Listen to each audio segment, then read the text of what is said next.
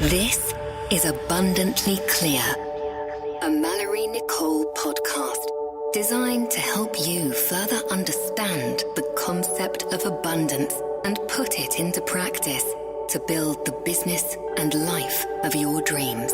We'll be breaking barriers of conditioned belief, the standard rules of marketing, and empowering you to achieve real success, allowing you to make a greater impact and live a fulfilled, purpose-driven life with ease. Welcome to the conversation, the stories, the science, and the synergy of living life abundantly clear. Now, on to today's episode. Welcome back to this week's episode of Abundantly Clear. And this week we have messaging expert Sani Nielsen with us today. Sani, I'm so excited to have you on the podcast today. Thank you for being here. Thank you so much for having me. It's a pleasure to be on your show. Awesome. Sani, will you tell the audience and let the listeners know what exactly is a messaging expert and what is it that you do? So a messaging expert, I really feel is all about finding the communication between two people, because whether you are in business at any level, communication really is the foundation of getting anything done, whether it's taking out the trash, whether it's getting payroll done for a company of 1,000 or anything like that. If you can't properly communicate, if you cannot get your message across in a clear and concise way, nothing gets done. So I am a messaging expert because this is my passion. I want to make sure that everyone can communicate efficiently and effectively to whomever they're trying to speak to. Beautiful. And in relaying this communication, which I love that we're just about to open up a big world about talking about communication because it's so essential in so many different elements. Do you do this in terms of the marketing side of it or in terms of helping companies communicate better within the structure of the business, or how does that play in? So my main area of focus is in the marketing side because that is where my background is. But really, it ties very well in because I usually start with the client journey. So it's taking and evaluating the message that the business or business owner is trying to convey straight from, cold lead prospect all the way through the entire life cycle of the client journey.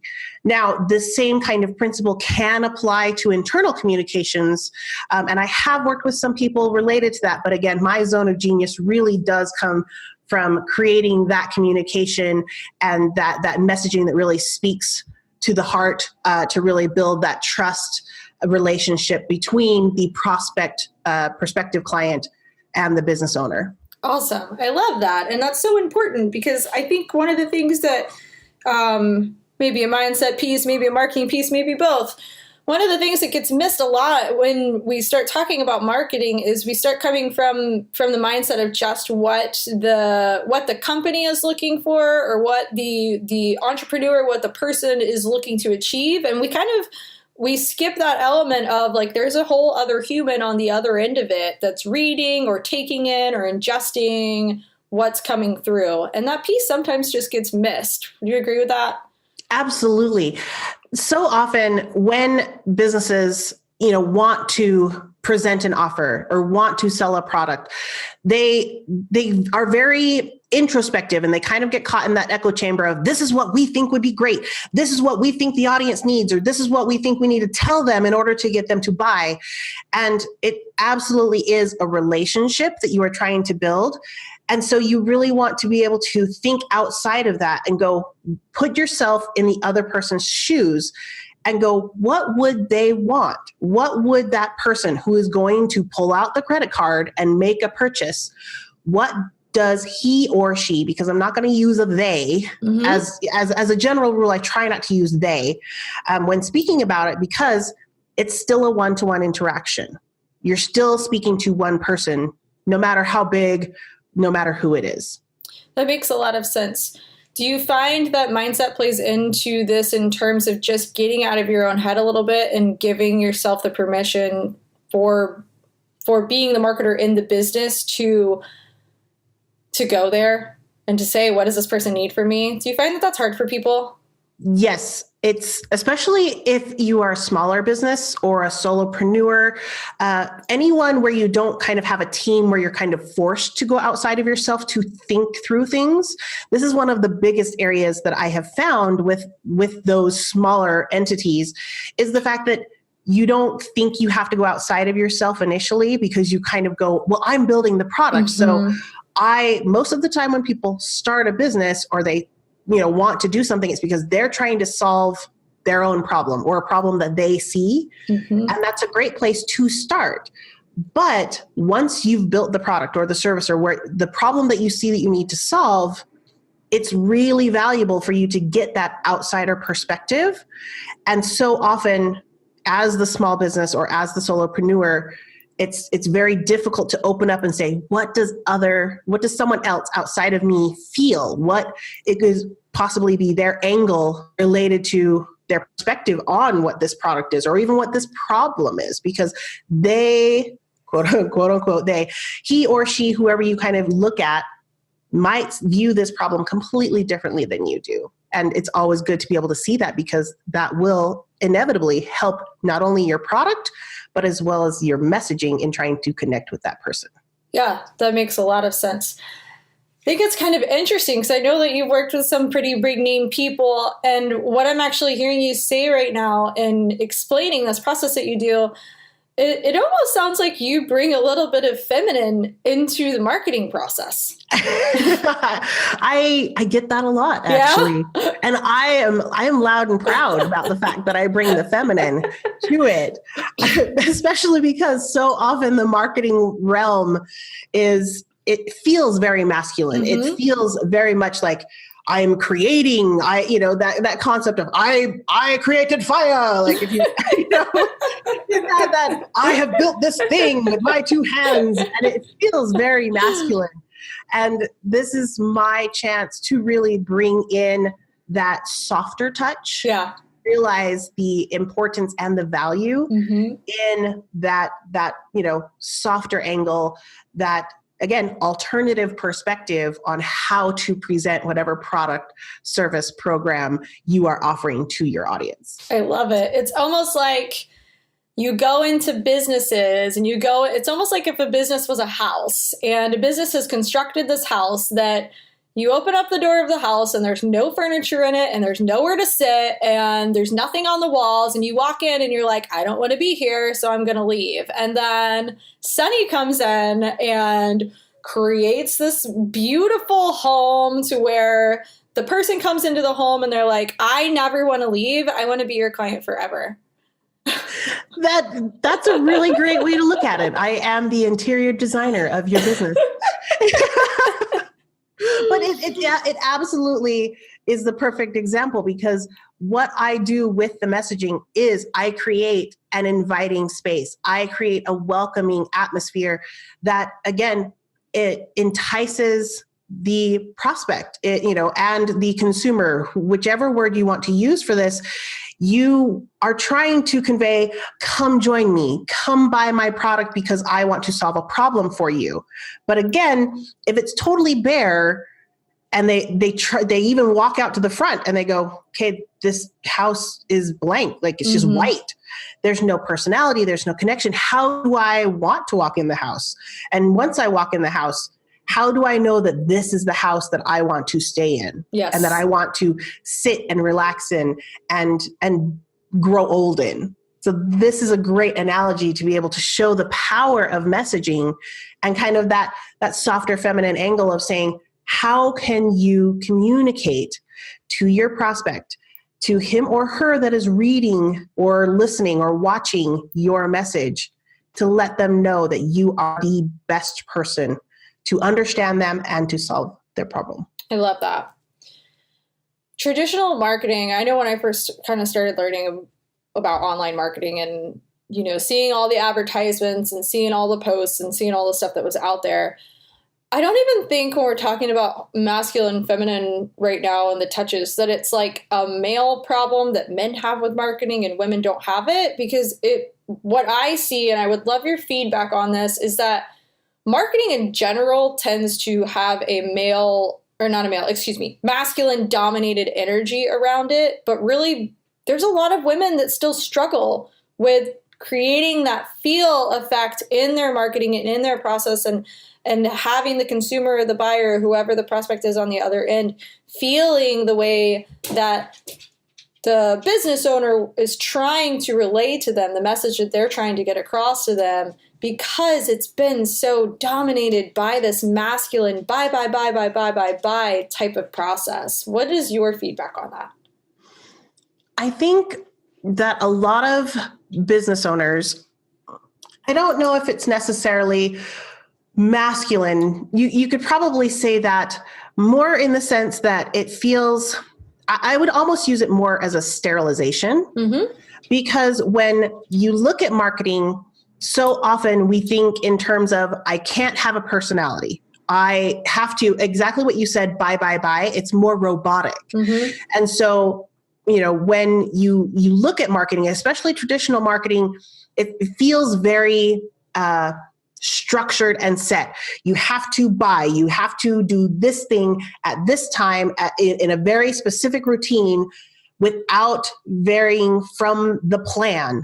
And so that structure and that rigidity, I feel like is more where people tend to get stuck, because, I'm trying to quote unquote do marketing, and whether you're male or female, it almost feels kind of confining, where you go, okay, I have to fit into this box. I have to be rigid, deliver, set, and I can no longer be myself. Now, the problem that I see with marketing, which is why I'm really trying to get out there with my message and my expertise, is because, again, we are not robots. We are humans having a human experience. Every single one of us is out there. And this is an opportunity for a business owner, male or female, to realize that if you don't have to look at it and you don't take it from the perspective of do this thing at this time for this amount, that it doesn't have to be exactly rigid. You can still follow that general arc line, but you can put yourself in there and you can realize, I want to talk to Sally. This is where client avatars, if you've ever heard of marketing, you delved into it at all, you hear about client avatars and kind of learning about who you're speaking to. This is your opportunity to kind of figure out, who do I want to talk to and how can I bring my personality, my personal perspective, and then connect it to Sally or to Ben, because Ben is at a certain point in his life that needs to hear this change. And I have that change that can help Ben. This is where you can feel that flow come through. And you might still be following the buy now at a certain point to accomplish a certain goal. But again, it's not robotics. You can still get from LA to New York, the exact same path. You're still going to end up from A to B, but you can find your own path that feels the best for you. Yeah. Varying from the plan. My alarms go, I wonder how many control freaks she works with. Well, I think as a business owner, we all start as control freaks, because this is your baby. You've given birth to this idea and you want to nurture it and grow and protect it. And this is where, you have to remember, okay, you can nurture and grow it to a certain point, but eventually going to have to go out into the real world. It's going to have to socialize with other children. And there will be times that, this business baby of yours is going to have to go out there, socialize, learn how to communicate effectively with other children so that it can grow out and be a productive member of society.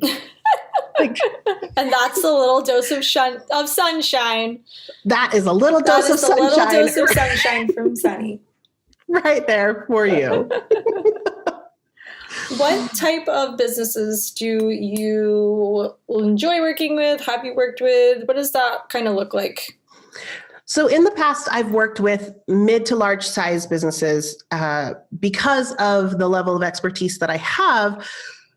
I tend to work on the high end strategy level, really harnessing that overarching idea and outlining what does that client journey look like.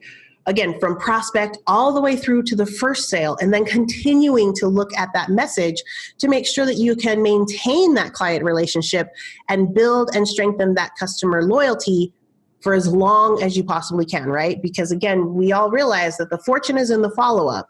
And if you can build that relationship and maintain it with that customer, with that client continuously, they will be far more profitable for you in the long run. So I have in the past worked a lot with mid to large size businesses because they already had that structure.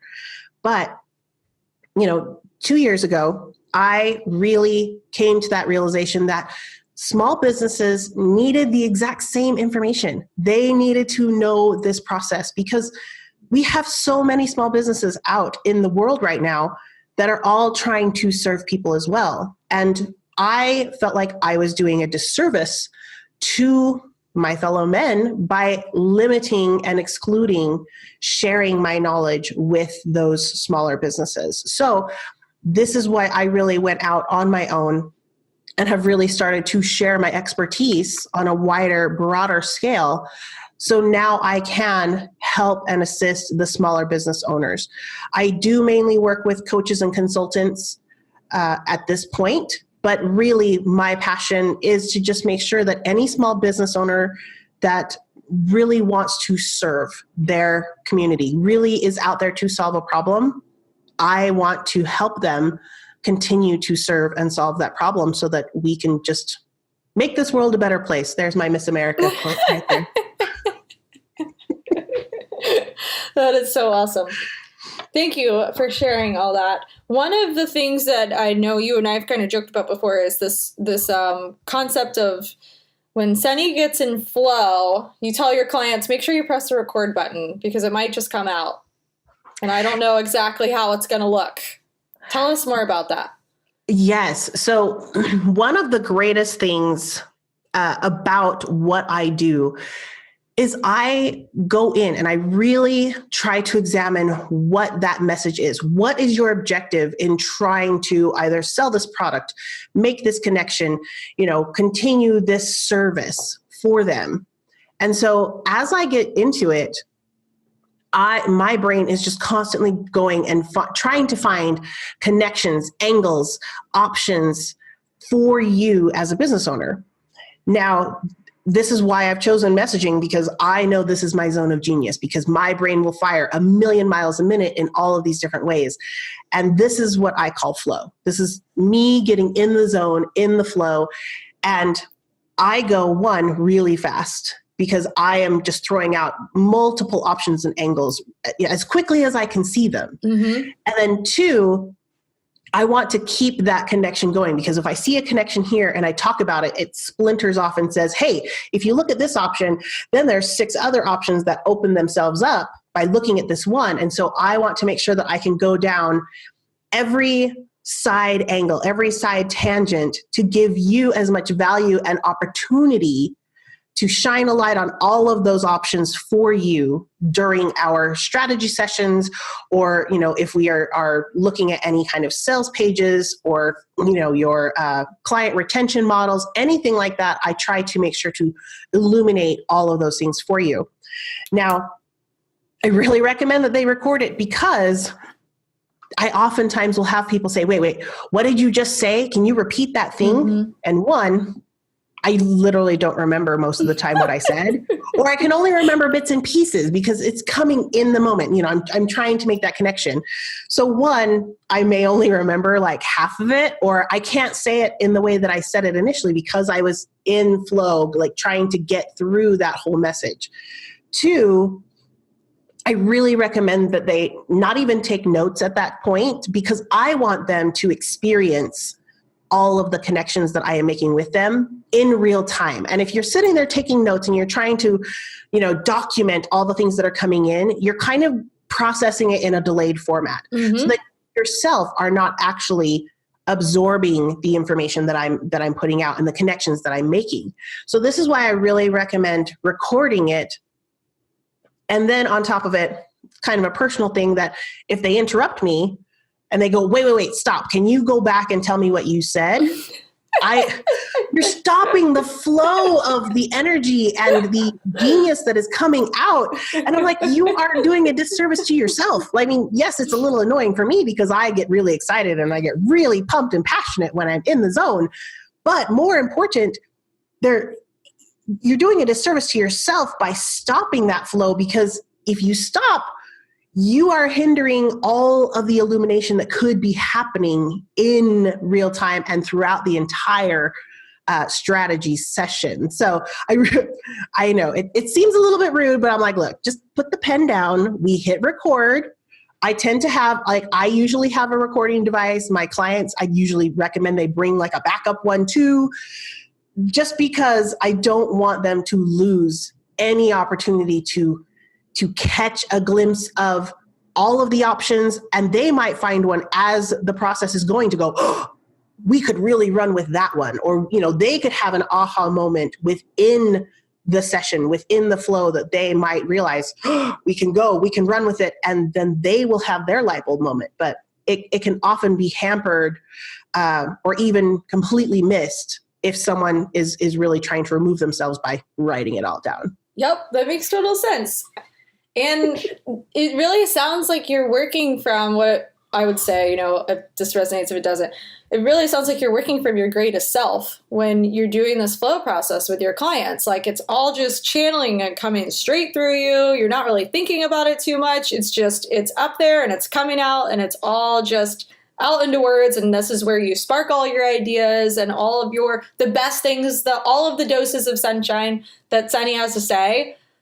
It's compacting it into this little hour moment or however long, maybe it's 3 hours with your clients, and all this stuff is coming out. And I love hearing that because I find quite often working with at least six-figure business owners, there's so many different components that have come up in their business, and they find themselves doing a lot of things that have nothing to do with their flow state, have nothing to do with the things they even enjoy doing anymore. And they end up spending a lot of time and energy and effort into stuff that doesn't light them up. And then they end up hating their business. And then they end up wondering why they have a very successful business that doesn't make them happy anymore, because they've actually steered away a bit from this flow state and forgotten what parts of the business they show up as their greatest self and what parts of the business they really get to thrive in and share their gifts and their geniuses with their clients into the world. I completely agree. In fact, that's part of the reason why I really came to this realization of being a messaging expert, because I actually went through the exact same process. I was doing multiple things for other clients. It was so interesting because people would kind of refer to me as a Jill of all trades. Oh, you need assistance with X thing, go talk to Sani. You need this problem solved, go talk to Sani. And while, yes, I could do those things, again, I did not like it. I didn't enjoy it, but I felt this obligation of, okay, someone has referred them directly to me, so I need to do it. Or I don't want to let someone down because my reputation is very valuable to me. And I wanted to make sure that, if I made a promise, that I kept it and I followed through with it, almost to my detriment, instead of acknowledging and accepting, what do I love? What do I really love? And that I know when I show up to do this specific thing, that I am giving them 110% every single time that I show up. And it was a little bit of a process, and it wasn't always fun, and it wasn't always pleasant, but going through this journey in my mind to, one, accept that there were things that I might be good at, but doesn't really spark my passion and doesn't allow me to live in kind of that flow state of my higher self, to acknowledge that I have those skills, but they're not my passion, and to release that and say, it's okay. And then to give myself permission to really refine my business and say, what can I do to set up systems or to create a space that I can live within this zone of genius for myself as much as possible. And I really hope, and this is what I try to do with my other clients, at least in the messaging aspect, I try to remove that anxiety for them, because people may not be marketers. People may not realize what kind of connections can be there.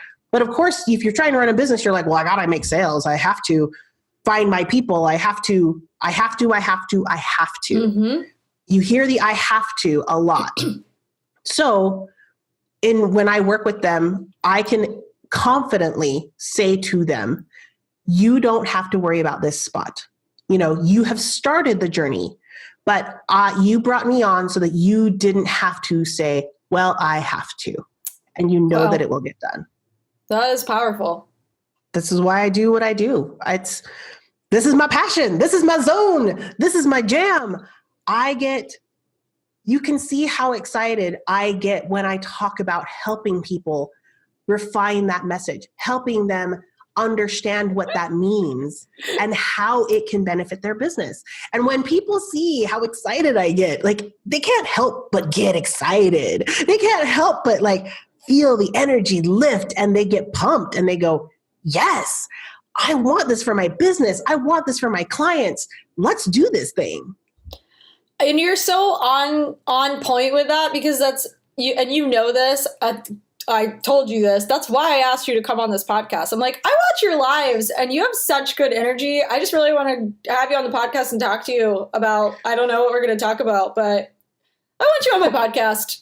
Well, and I was so honored when you reached out and you said, I watch your lives. You're really fun. And more importantly for me, when I do my live streams, that was the emphasis, and the reason why I started the live streams was to throw that energy out into a broader capacity, to one, get it out of my own brain, because when you have this much excitement in you, if you hold it all in, it gets, I might burst. And periodically I just start singing, just because in my office, I'm by myself, and, my husband will walk in and be like, why are you singing? And I go, because I can.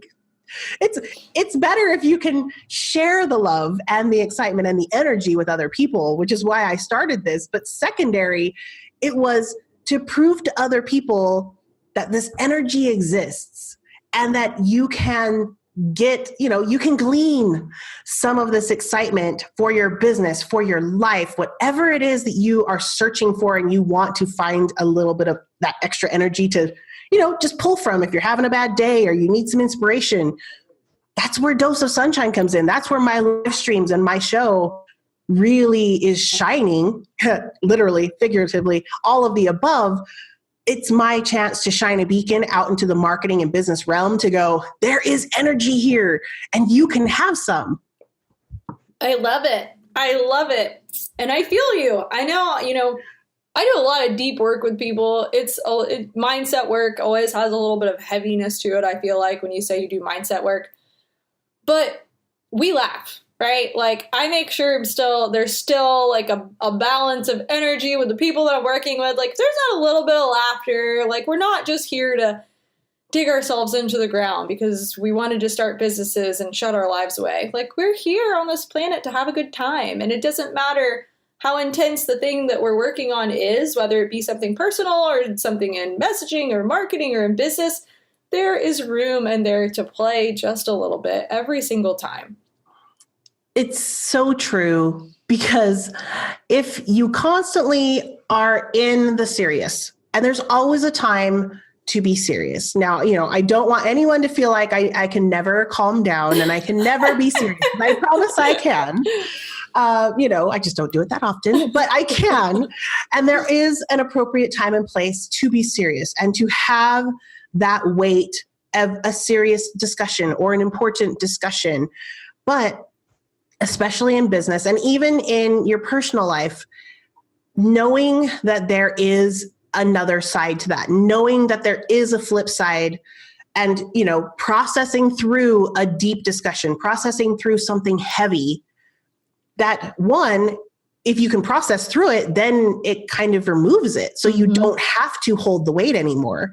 But even in the darkest hour, as you're digging through the sludge or as you're trying to break through that barrier, knowing that there is a lightness or an energy or something on the other side, it gives that element of hope of knowing there is an end. There's a finish line and I can get to it. It's just going to suck right now, but I can get there. Yep. Absolutely.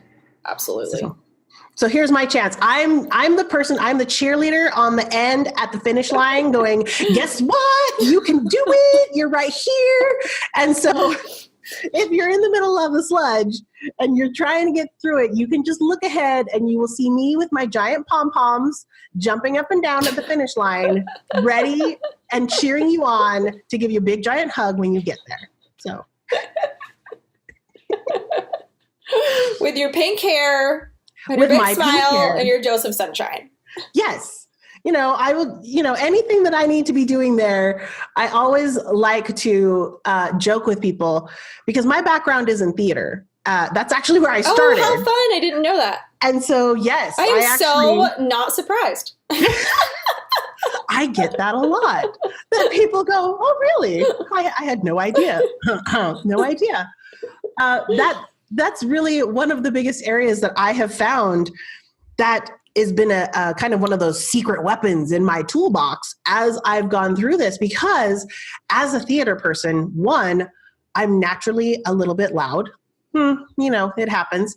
But more importantly, as a theater person, and I've had decades of, I was in theater all from grade school, junior high, college, all of those things. I've decades worth of this training that has come through has really honed my skills of evaluating emotions. And the wonderful thing, especially about live theater, is the fact that in real time, being able to kind of litmus test what's happening. What do you, the audience member, need to hear or feel or, translate? What do I need to convey? How do I need to convey it in order for you to be in the moment with me, in order for you to connect with me? And that is what I am trying to help other people learn how to do and help them really incorporate this into their business. Because if you can take the energy that I have and you can take the energy that you have as a business owner, because every single person has their unique fire, you might be like this crazy blue fire that feels cool, but not cool, like it'll still burn you. Or you might be this super fun, electric green popping energy. All of these different things you can then harness, and you can find a way to make this human to human connection with your people so that they can trust you, they can like you, and that they will basically just fall in love with you and your business so that you can continue to have your business long into the future. It's like you've done this before. It's like you've shared this before. You do have a way with flow, woman.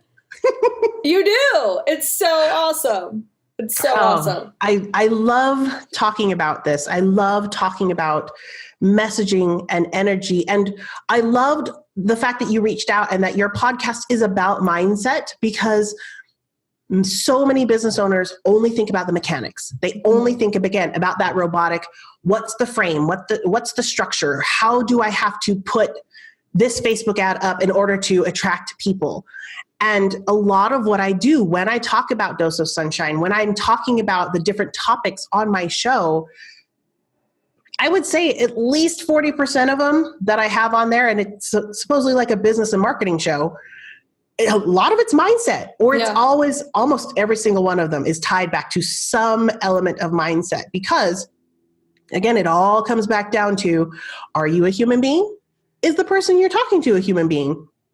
Then And when it's all stripped away, you're still just talking to a human being and you're still just trying to make that connection. Yeah, absolutely. So I love that I'm on this show. I love that you are trying to get mindset out to, a wider audience and for them to realize the importance and the impact that working through your mindset and understanding how you can harness your mindset to help you achieve. It's phenomenal. So I'm so glad that you invited me. Thank you so much. Thank you so much for that. Sani and I met, was it a couple weeks ago? Yeah, it was a couple weeks ago in person. And we were part of a very busy weekend and we didn't fully get a chance to have any one-on-one time together. So it's been really fun to hear more about the stuff that you do. And I know, it's not news to me that you have amazing energy about you.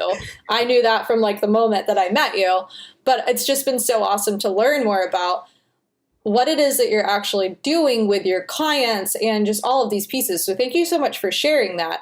Absolutely. Because one thing that's really resonating with me is that you're super in touch with the word feel.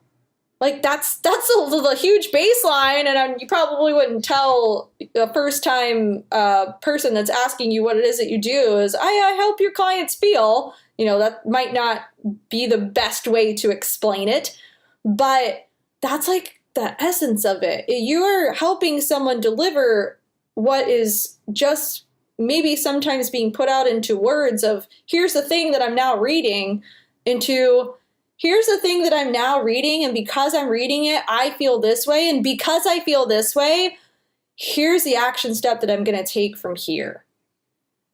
That it perfectly sums up what I try to do. And yes, feel is kind of one of those big keywords for me because it's all emotion based. It's that, again, human to human connection. And so, yes, feel is a very controversial word in marketing because it sounds, when you use the word feel, it kind of goes against what people tend to shout out there in the marketing realm, in the business world, that it should be more sterile. It should be systematic. It should be, either data-driven, numbers, linear, all of these, very scientific, all of these things. And emotions and feelings don't often come into the conversation, at least not in any broad way. And so this is my time to kind of disrupt that industry and really kind of throw caution to the wind and say, data's great, structure's great, systems are great, and they are absolutely imperative to run a business. But if you really want a business that lasts, if you want a business that really means something instead of just mindless purchase, doesn't mean anything, will never last, you have to have that feeling. You have to have that emotional connection, or else we are all robots, and robots only do so much. It's time for us to break that mold and say, you need to figure out how to make someone feel. You need to know how you feel as a business, as a person, and how do you want the other person to feel? Because if you know what those two sides are and you can marry them in the middle, that's where the magic happens. So good. So good. And noting that you just kind of shared something that spoke to me a bit, that feeling of disrupting the industry a little bit and saying, hey, this word feel actually means something. I now know even more why I felt connected to you, because to a degree, I try not to do my marketing in terms of throwing out a million pain points all the time and making people feel like crap until they buy from me. I like to think that I give people good energy and opportunity and show people what's possible. I really like to work from that angle because that's what I truly believe what we all need more of. But one of the things that I think is kind of important, and it's going along with what you just said, is there's a whole mindset component into this too right now that I feel like I'm talking more about, and that is the principle that if you don't work on, and this is not, I'm not speaking to everyone when I say this, but there's certain people that if you do not work on your mindset stuff, your business is going to fall apart. You're going to get divorced. You're going to have a heart attack. All of these elements, because the mindset that they're bringing into the work and into the business is just getting totally overglossed because they're trying to think about the next thing that they need to market or the next person that they need to hire to do their Facebook ads. I'm like, but all of this stuff 20 years from now, I know that it might seem small right now and just something like you can shove in the closet and put aside, but what's going to happen when these patterns don't go away 20 years from now? And what's that going to look like? And that's what I hear you kind of talking about in terms of what is your business going to look like if you don't add these elements of feel into your clients that you're working with and speaking to them so that they can understand what it is that you have to offer? Where are you actually going to go in 20 years if you don't disrupt the way that you've been doing things up until this point and give yourself an opportunity to do things a little bit different? Exactly. That is what I want the business world, especially the online business world, to understand, that we are in a very kind of perilous time and precarious time in the digital marketing realm, in the digital business realm, just kind of in the world in general, because we are living so much online that the actual, like in-person communications, the fact that you and I met in person, that kind of thing is becoming less and less frequent. Absolutely. So in the online space, as we continue to live in the online world, we are the threat. It's becoming kind of like an endangered species concept of human to human interaction and connection. So I really want to remind people, I want to remind the business owners as well as the consumers that there is a human on the other side of this screen. There is another human on the other side of this podcast, on the other side of this video, that it's not just electronics and, ones and zeros going across and it doesn't mean anything. Because if we lose that element of human, like that human nature, that human element of the irrational, the emotional, the, triggers of feelings that only come from humans, we will not be communicating as a society on a greater scale in the very near future. Yeah, absolutely. You're 100. I agree so much with everything that you just said. Yeah, and the digital world is very difficult to play in.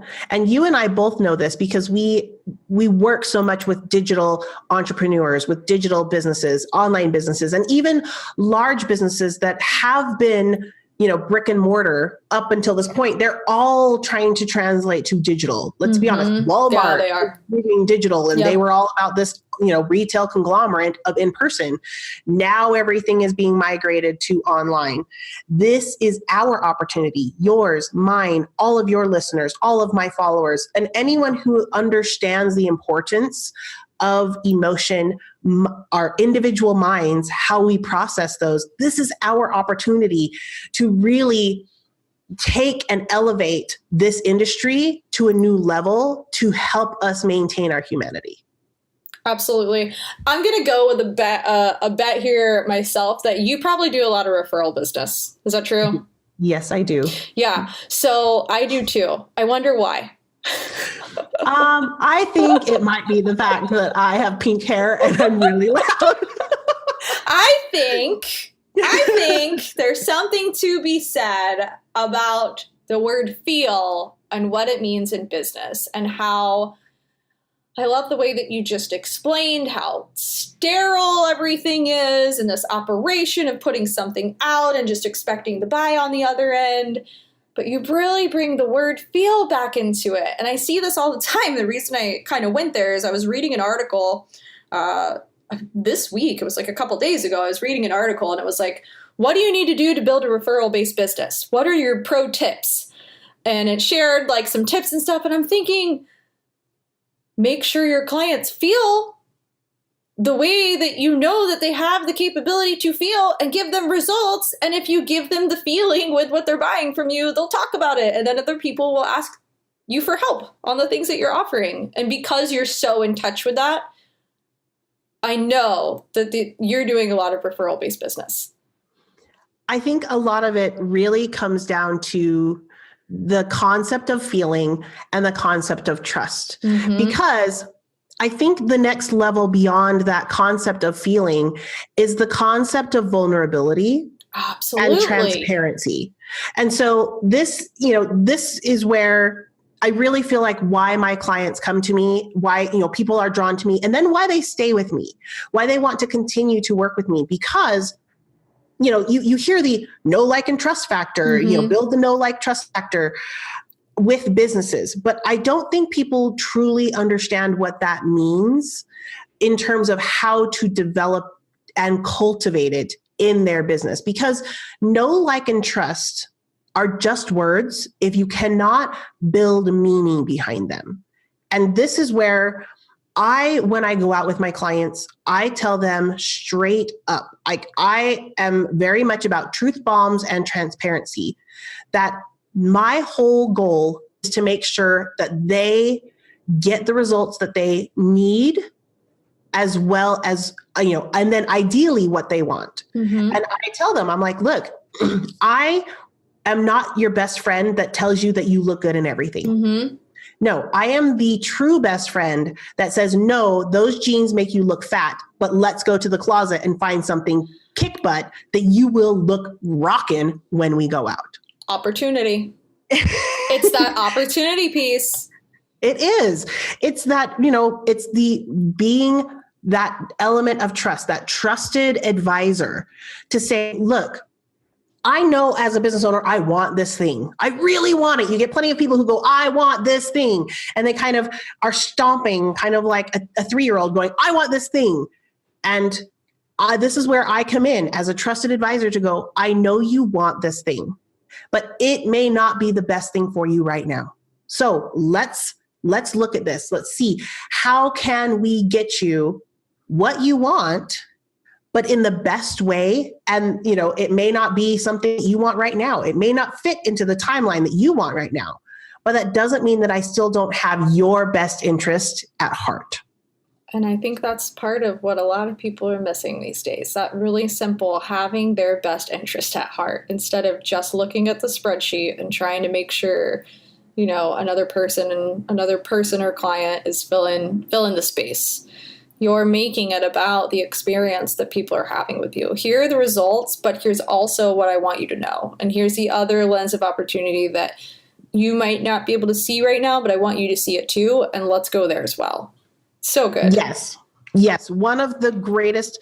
I love the case study of Nordstrom's. Okay. So the retail giant clothing store business, right? Because they've created an environment of trust with their buyers, that even if you don't go to Nordstrom's, even if you don't purchase from Nordstrom's, you kind of know about Nordstrom's because of their return policy. I love this. This is one of those case studies that I studied in college, is the fact that Nordstrom's had a return policy, and I haven't checked on it recently, but pretty sure it's still there because they still have a great reputation of the fact that it's like, if you want to return something, you can return something. You don't need to show proof of purchase and all of these other things. They will even return certain things that, if they can't figure out where it even came from, they're like, it might be 10 years old. It could be 15 years old. But if you have a problem and you come in and you say, I need a refund or I need to resolve this issue, they will take care of you. And it's this concept of, I want to take care of you because you are my client, you are my customer, and I value this relationship. So I am going to do what I can, all that I can to ensure that you are happy and satisfied with what what our relationship is. And so it's that concept of going beyond the transactional level of just saying, well, if you don't have a receipt, I can't return it. That is not saying I value our relationship and I want to make sure that you are taken care of. That's going, I only care about the transaction and there's no feeling involved. It's that one step above going, okay, we could nitpick and go, you need a receipt. But more importantly, we go, is that the most important thing in this relationship? Is making sure that they have a receipt the most important thing in this relationship? Or is it making sure that this customer knows that we value them, we value their business, we value them as a person, And I want to be a trusted advisor to say, we will take care of you, or we will find whatever it is that you might need and help you get satisfied and solve this problem that you have. So good. There are great examples of this. And one of the amazing books, which I did a series on my live stream before, but there is a book called Raving Fans or Raving Fan. It's by Kenneth Blanchard and Sheldon M. Bowles. It's a fantastic kind of an allegory story of kind of looking at different ways that you can create raving fans in your business. And so much, the 3 key pillars that they talk about really have nothing to do with business and have everything to do with the relationship. Mm-hmm. And so it basically is like one of my favorite business books. I read it at least once a year because it helps me to remember, what feeling do I want to create for my clients? And more importantly, when I am hired, when people bring me in to build a strategy for them, to help optimize their messaging, what feeling do I want to create for the end client, for the end user? Because that really, I think, is the area that a lot of people forget, especially as consultants or, when you bring in outside people, you go, so often the business owner goes, well, you should be satisfying what my need is. And this is where I tend to be a little bit different. And I go, but you are not my end client. Like, you're the one paying the bill. You hired me, but really you're trying to make sure that I know what your end client is. And I'm trying to make sure that you have a connection that you can build there, not just in satisfying what you feel like you need right now. And again, it goes right back to that transparency of, those pants make you look fat, but let's find something that totally makes you look kick butt. It's that saying, I know what you want, but I know what is more important right now and what will ultimately benefit you better in the long run. It's so interesting to hear you talk about all of this because there's so many parallels. Because right now I'm thinking, oh, I kind of do the same thing with my clients. They come to me and say, hey, I want to make more money, or I want to stop feeling so stressed out, or I want more fulfillment. But I don't actually want to talk to them about those things right there. Those things are the things that are going to lead me to the other conversations. And I'm going to go, oh, okay, well, let's go here. And they're like, well, but what about this? And I'm like, yeah, we're going to do this first. And then in a couple weeks, they're like, okay, I get it. You're saying the same. We work on such parallel paths with our clients with just different delivery. We're obviously doing different things, but it's so interesting to hear all of the ways that you're talking about your client journey and what you're doing, because there really are so many different parallels into how I see the work that I do with my clients and what it looks like. It's very cool. Well, we really do mirror each other in a lot of ways, because you, as a mindset coach, as a mindset expert, are really doing the exact same level of work, the exact same kind of work of processing through all of those things. And I am merely taking it from the perspective of, instead of it just being internal, but then flipping it to going, what does it look like then from an external perspective? So we really are basically mirroring in our objectives, in our goals, and in many of our tactics, because it really comes down to mindset and the emotional connection. So, when you go through the mindset, you go through this process, you, in a lot of ways, the way that I perceive mindset and what you do with your clients is finding a way for them to emotionally connect to themselves in a more truthful manner. And so that whole concept of emotionally connecting and feeling, like truly feeling what that means, what that says about me as a person as I go through that reconnection of emotion with myself, is the exact same process and journey that I take them through from a perspective of saying, how are you going to connect with your client or your prospect or whoever it is? How are you then going to connect with them on an external basis? So, how there's the weekend in California coming up in March, and then there's a back-to-back one in April. Well, okay, I'm not going to lie. Part of me's been like, oh, I don't know. They're so close together, and I don't know if I really want to do this. And 53 minutes with a dose of sunshine, I'm like, I'm going in March. I'm going in March and in April. I'll be there. See, there we go. It's just that little bit of insight just makes you realize that you just can't get enough of me. Oh my gosh, you cracked me up. Sani, thank you so much for being on here and sharing all of the brilliance and wisdom inside. If anybody's listening to this and they would like to know maybe the best client that you can serve, or how, and how to reach you, what would you tell them? I would tell them my ideal client is an existing business owner, coach, or consultant. They really do need to have an established business, because again, my zone of genius is taking the initial momentum they've created and then harnessing it and filtering and funneling it so that it can have the biggest impact for the buck, right? So that is my ideal client, making sure that they have something to bring to me that I can refine and put through that refiner's fire to get that gold out. And then if they want to get a hold of me, of course, you can always come and see my live stream shows on Facebook. It is facebook.com/Sani Nielsen. That is SaniNielsen. On Facebook, my live stream show is Dose of Sunshine. It's on Monday through Fridays, 9 a.m. Pacific, 12 p.m. Eastern. Or you can always find me on my website, SaniNielsen.com. Awesome. Thank you so much for sharing that. Highly recommend tuning into her lives. They're really incredible. And you get to see the pink hair and the energy behind the voice. I look forward to seeing anyone and everyone who wants to come join the Sunshine Gang. Thank you so much. And I will be seeing you soon. Sounds great. Thank you. Thanks for listening. As you put these concepts and practices into action, you'll begin to see the benefits of living an abundantly clear life. To connect with Mallory and other high performers, join the Abundantly Clear Entrepreneurs community on Facebook or visit mallory-nicole.com.